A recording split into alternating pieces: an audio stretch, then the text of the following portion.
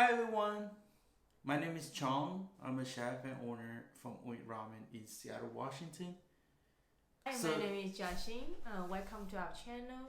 Today we want to talk about how we open this ramen shop and why we decide to open a ramen yeah, shop. it's like so the journey all started when I'm moving to United States when I was 21 years old, and then I was living in Los Angeles for 8 years, and then after that, I think 2008 when the economy was crashed, Mm, right, and then I decided to start doing cooking.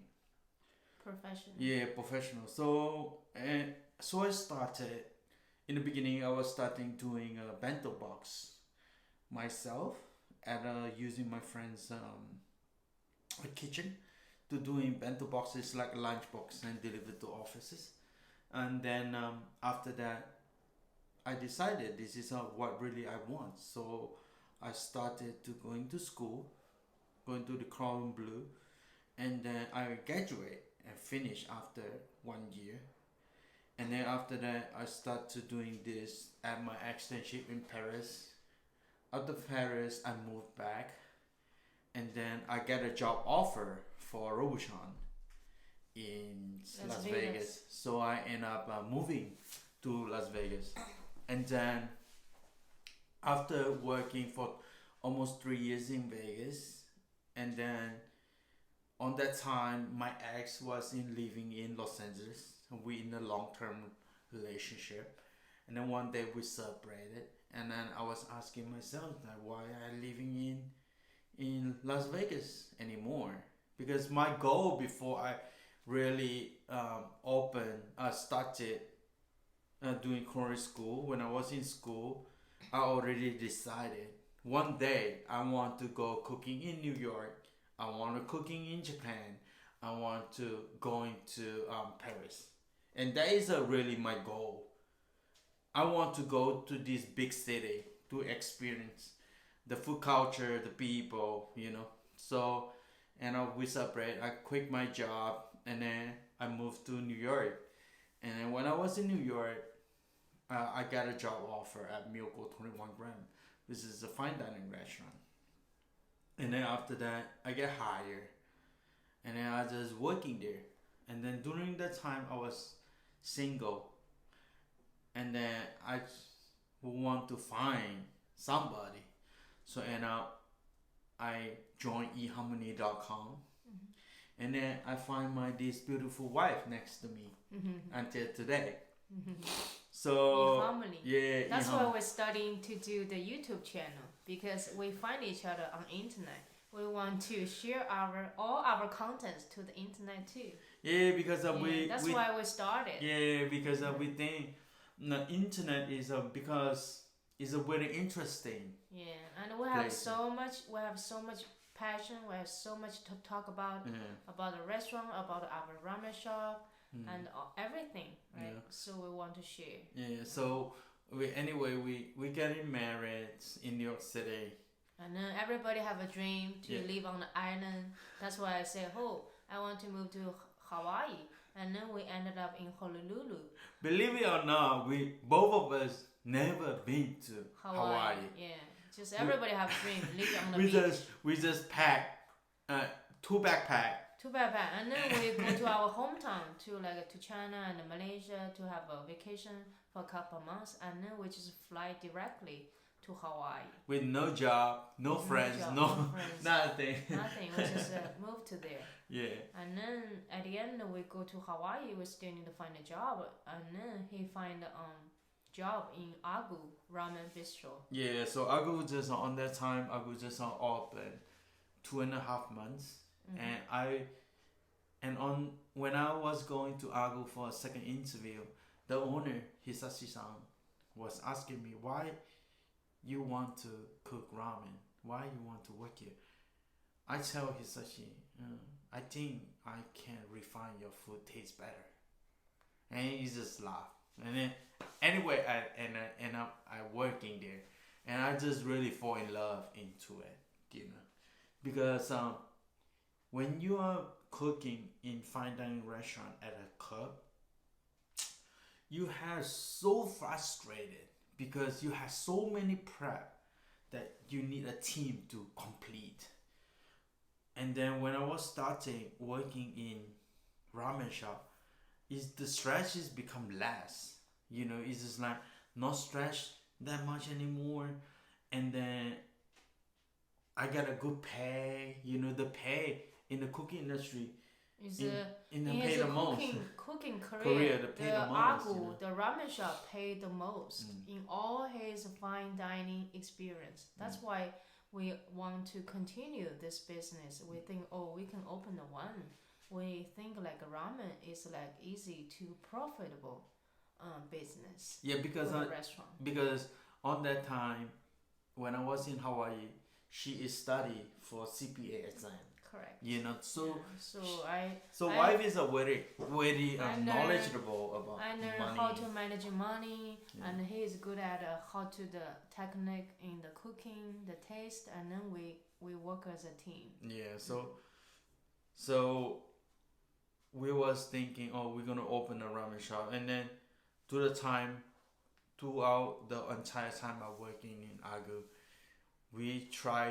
I try to gain as much knowledge that I can, and also ask as many questions as I can to the people that I respect, especially my boss, Hisashi-san, and how I'm going to open and what I need. So that's why one day we decided to come to Seattle to open. Yeah, because Seattle, the weather is always raining, right? So that's the perfect for the ramen. And then the second of Seattle, the Washington State no state income tax, and on that time, the living expense in Seattle is cheaper than Hawaii. So that's why we decide to come here. And another reason is also, on that time, the ramen competition is there is not so much competition in Seattle, not so many ramen shops. Like compared to Hawaii, Hawaii small island is like have how many ramen shop there, right? But they still like a lot of ramen shops still survive. Yeah, because to the end, like ramen shop, if you don't say ramen, the name is just like noodle and soup. So what it is pretty much just you eat noodle and soup, just make you full. It's not like a fine dining because we growing up eating these for lunch, dinner, breakfast. So noodle and soup, it's not like something fancy. It's fast, easy. You can eat it anytime. You can standing and eat. It's not like you have to sit down. You need a napkin. You need nice silverware. It's not. It's just like chopstick and you just eat and go. Yeah. And then because we have so many background in the noodle and the soup, that's why combine his experience in Agu. So that's why we want to decide we want to open one. And then we figured out Seattle is the best place we want to came. So we moved to Seattle.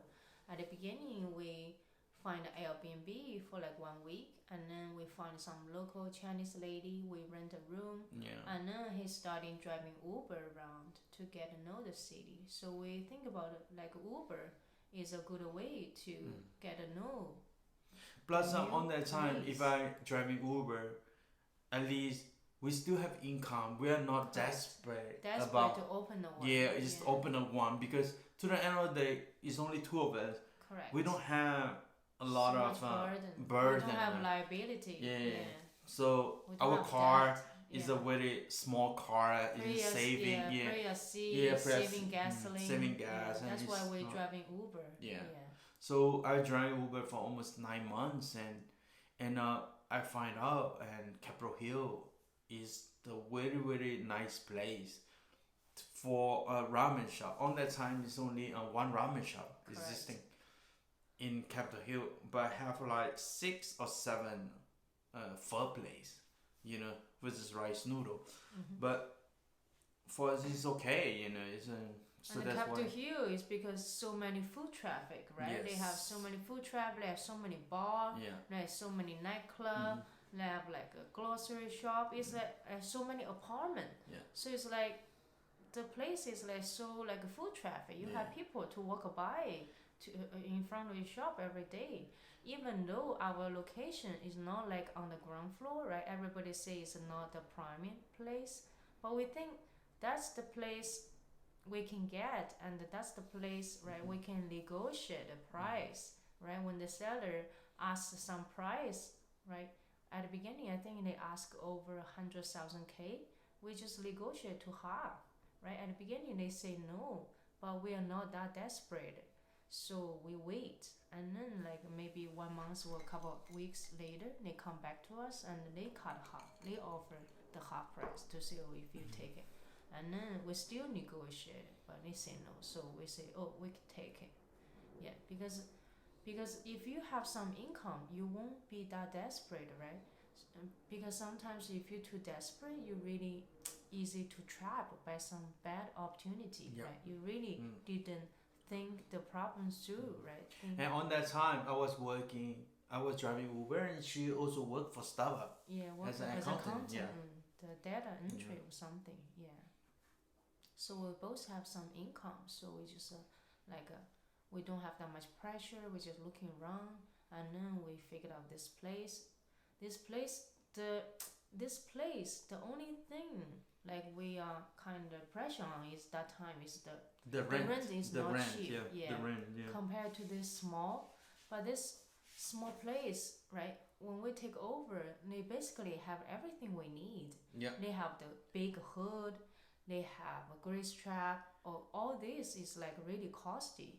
Yeah, they have chairs, they have tables. Correct. You know, we don't need to build anything. We don't Yeah. need to buy anything. You know, we pretty much just clean it up and we can open for business. You know, no Yeah. need like trash can. We don't need to buy. Yeah. Everything is just there. Yeah. You know? But we so first when we get this place, we just like hire the professional to clean everything like inside out, like clean through, because previous like pretty dirty. And then we hire But somebody. even though when we are find people to doing cleaning, painting, we get at least 3 to 4 codes, like pricing difference. In order, if you want to doing business, you have to go into this route. You cannot just take one quotation and then done. You cannot. You have to keep searching, ask around, keep searching, and then you have to compare. And then for you, like for me as a business owner, I will meet the person and I'm going to find the ones that with the most reasonable price, and this the most that when we are talking, is this a person we can trust? We can right? trust. Yeah. I think that is the feeling that you need to go through. You know, that's very important. Like for me, I'm not really into like reply email too many. I would like to see the person face to face. I'm gonna tell you what I want. Or he just call you. Yeah, you know that's how I doing things. And after we getting comfortable, then I can texting you or email you. But in the beginning, I would like to see you in person. You know. And then we clean the restaurant. We paint the restaurant, so the restaurant have like a new fresh nook. And we got our logo on Alibaba. It's much cheaper, right? We spend like less than $100 US dollar to get our logo design, because we think that money is at the beginning like maybe it's a little bit unnecessary, right? So because later on when you have money, when your logo cannot fit what you need, you can always change. You can change any time. So we don't want to spend at the beginning, right? We just want like quick start. So we just spend at least minimum money that we can, you know, because to like save for the future. But for us in the beginning, we are okay to sign a contract with Sun Noodle with the amount that how many noodle I need to buy a month. For us, we're willing to sign that because we are believing in what we are going to sell. You know? We take a risk on the noodle, right? The quantity we need to sell, because we want to have the quality guarantee, right? We want to spend money on we think is more important stuff, which is like quality, the taste of our food instead of our logo or our sign. Because people came to the restaurant is because the taste. And the ramen shop is you don't want people just come to your shop once in a year, right? We want them to come like every week or every other day, right? To have like a repeating customer. There's a very important Yeah. for like a fast food. Yeah. You don't want people to keep coming back. So we didn't spend that much on the unnecessary stuff. So the only thing we spend is like when we have this place, we have a security deposit. We have some equipment. For example, our soup pot is custom made, right? Our gyoza machine we buy from Japan. And what else? So the painting you need get money, and also the dishwasher, right? The dishwasher you also need to, and our stove to cook soup, and a noodle cooker, ice machine, ice making machine, and a refrigerator. All this stuff, like I estimate is we didn't do that much, but still cost like 120,000. Yeah, including we spend the money to buy the shop. Yeah. Yeah, including.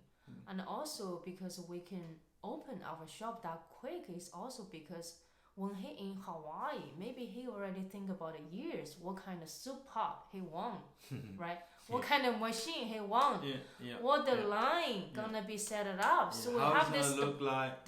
when we have this spot, we just boom, we just go. It's like we already know, my right? The soup soup pot, pot, I want that, right? I want to build a faucet, right? Yeah, the big faucet. Yeah, the faucet, how big, I need that. Even though when I want to go create something, and people say I'm crazy, it's like, what you gonna do with that? You know, he never be one like that. But I say it's okay. You don't need to understand. You know, as long as I understand what I want. But he's really good at it, like shopping, right? Like shopping specific. It's like you can see our pot. We're gonna show you pictures. Like when you see the pot, you're gonna think, what the hell you get this one, right?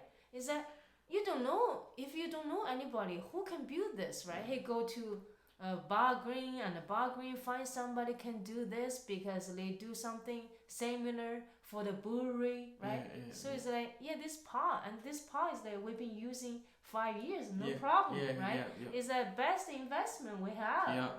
We are cooking almost 200 pounds of bones inside in one pot, you know. Yeah, because before is like in Agu they have like a short pot, right? So the soup is all coming out, and it's like so dirty to clean, and he cannot stand that, so he want a pot is like a tall and have a big faucet, so when the soup is ready we can drop immediately, because when the soup is ready you need to drop immediately, otherwise the quality just like going down. They need a chilling really fast, right? And he already think about, when he chill he want a metal container, he want a stainless steel pot, not Cambro, not plastic, because it takes long. Take too long, and then it's just gonna separate it, you know. Yeah, that's how we chew. We can show you one day how we do it. We can always talk about it in the next episode. And it's like why we also buying gyoza cooker. Why we decide to buy Maruzen gyoza cooker, because Maruzen cooker, because we make our gyoza in house. And Maruzen noodle cooker is pretty much you can adjust in a very specific way. It's like how much temperature from the plancha you need, and then after that you sear how many water do you want to put it, and how much temperature you want the water to be rich. After water evaporate, how long you still want to cook that gyoza.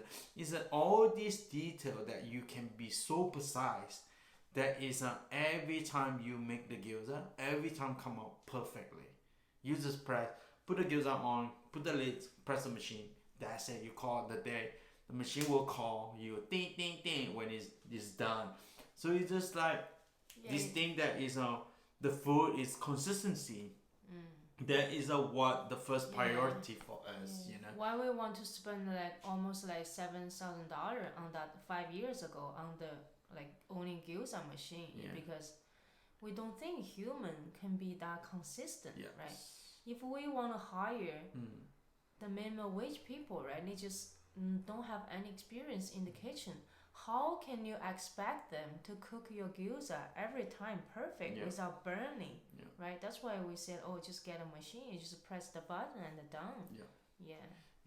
And the Mazu-zen is like good reputation doing the gyoza machine. That's why we buy from Japan.